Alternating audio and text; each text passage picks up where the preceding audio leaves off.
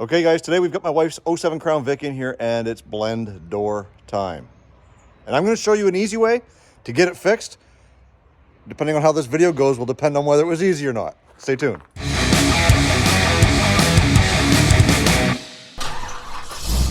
So just for reference, for those of you who don't know, these cars have an infamous blend door issue. And the reason why I say it's infamous is because it's generally a son of a gun to try and replace. But we've got a little trick up our sleeve that we're going to try, and we'll get this thing done in one way or another.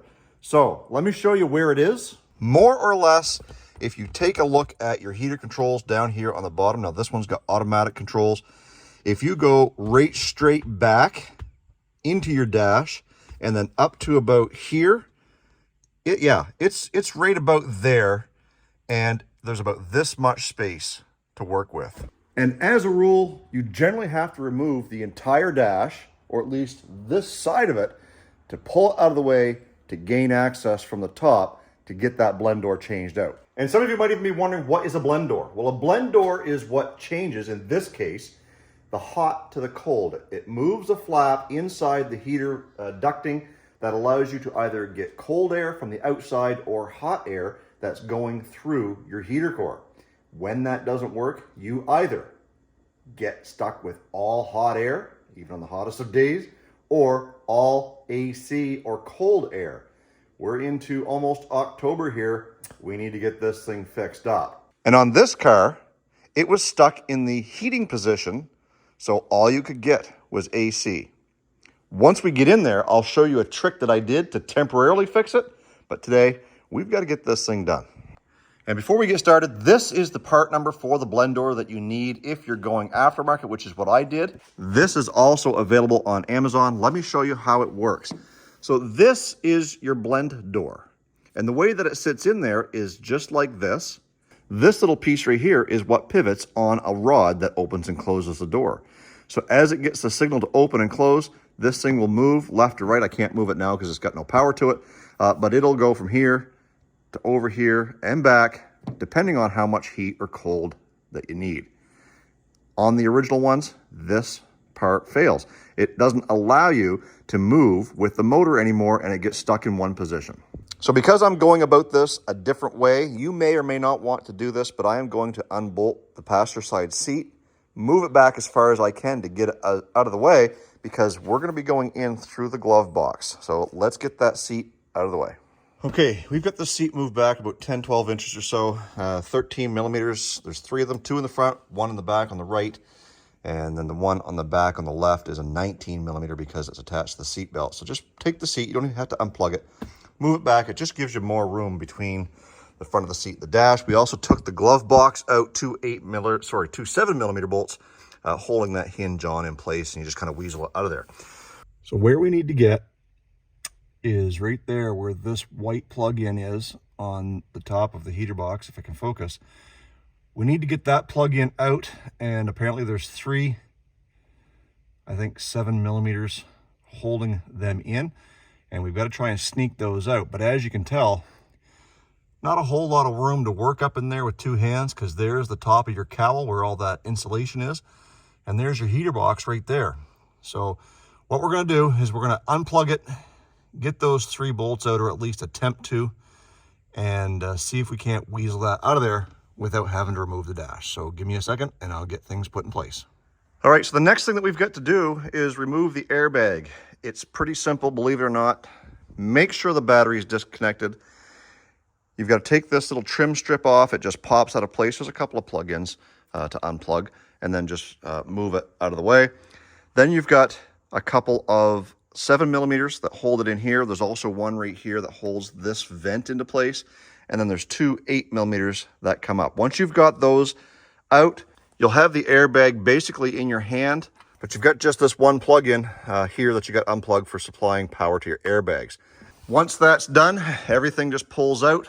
Then you've got this air duct that comes over to supply air to this vent.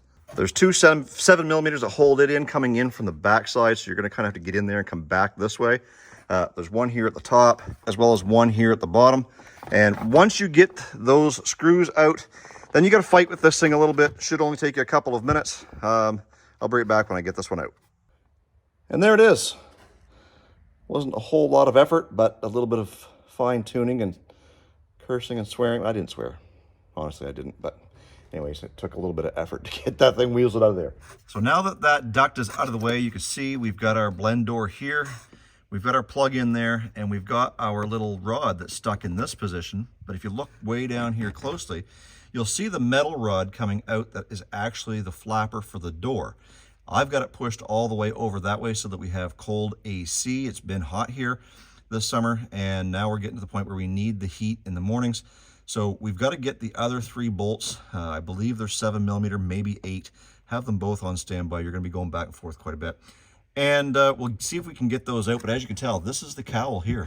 This is what's in the way of getting back there and getting a few things out. So we're going to try and get that done and see what we can do to manipulate that. But now we have access to it.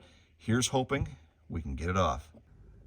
And it was at this point that Jason realized there's no easy way. So if you've gotten this far in the video, I'm sure that you were just as hopeful as me to find an easier way to get in here. I think we've got an easier way, just not the way I had planned. Let me show you why. See, although I have small hands, I got stubby fingers. And there's not a lot of room for me to get in there with my hand or with a ratchet because there's 4 bolts. That one right there in the corner is the easy one. This one here, there's 2 on the back side and 1 more back here. So what we're going to do is we're not going to completely remove the dash, but we are going to loosen it. If you take this piece here, if you take a pry tool, plastic pry tool, and you pop this piece off the top of your dash, you're going to have the automatic headlight sensor. Unplug that and then pull this out of the way. Once that's out of the way, there are 3 7mm bolts. There's 1 there in the corner. There's 1 here in the middle, 1 more in the corner. Remove those, and then over here on this side, you've got 1 10mm holding the dash on. And what we're going to do is we are just simply going to get those bolts taken out and pull the dash towards you enough so that we can get our hand in there and get those bolts off. So let me get that done. I'll be right back.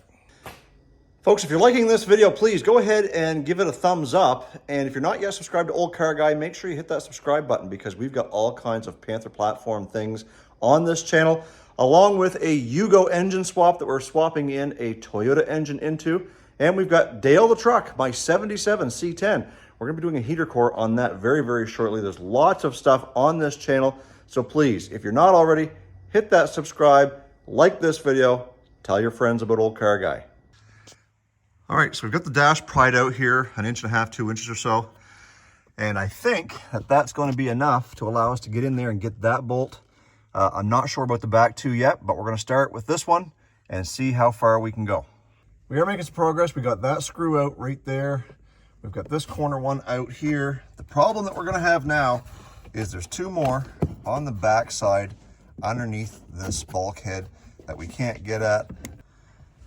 We do have it so that it's loose, but I'm almost thinking that if we can break the tabs off, that's one thing, but then we still got to get the screws back in on the new piece. Oh, I'm running out of suggestions here. I'm not only running out of suggestions on what I need to do, besides take the entire dash apart, running out of steam. So far to this point, we've been probably about 3/4 of an hour with probably 10 minutes just trying to get that back screw out.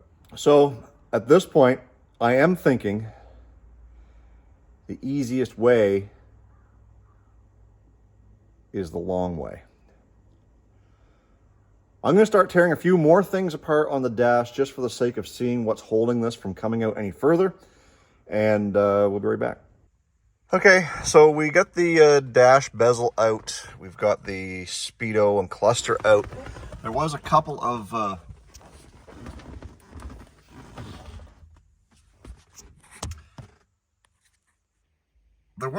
screws, one there and one over there, holding against a piece of big metal bar back there. You can see it's rusty.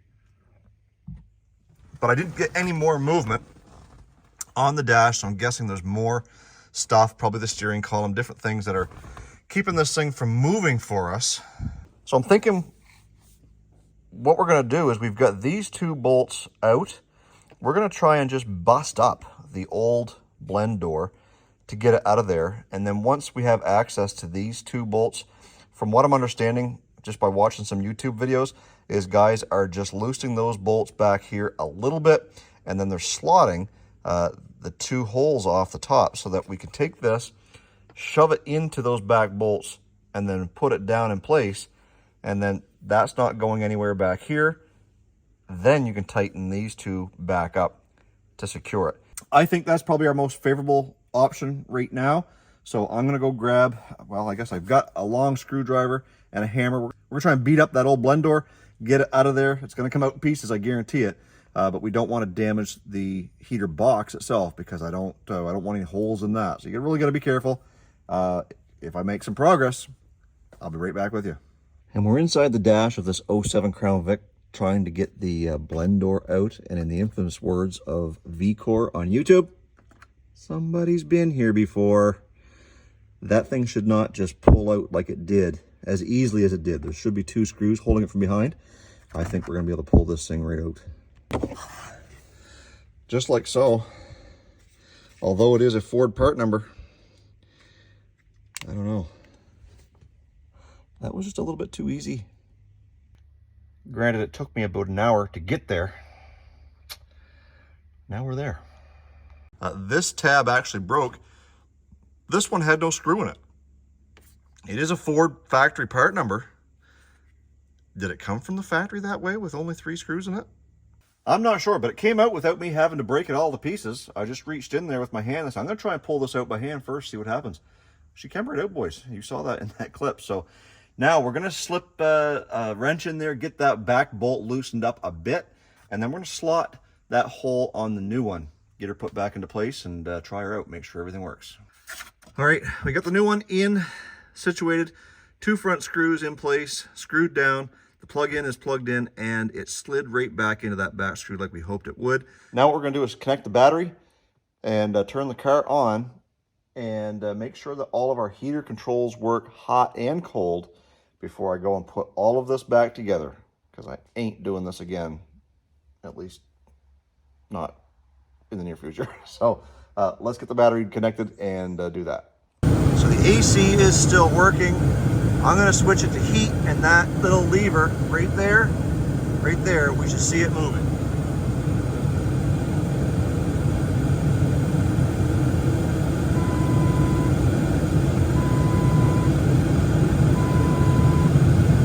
And there it moved all the way up to the hot position. She's blowing good and hot right now, or not good and hot, the car's not warmed up that much. So right now, I am 100% confident that that new blend door is working the way it should. Time to reverse this process and get everything put back together.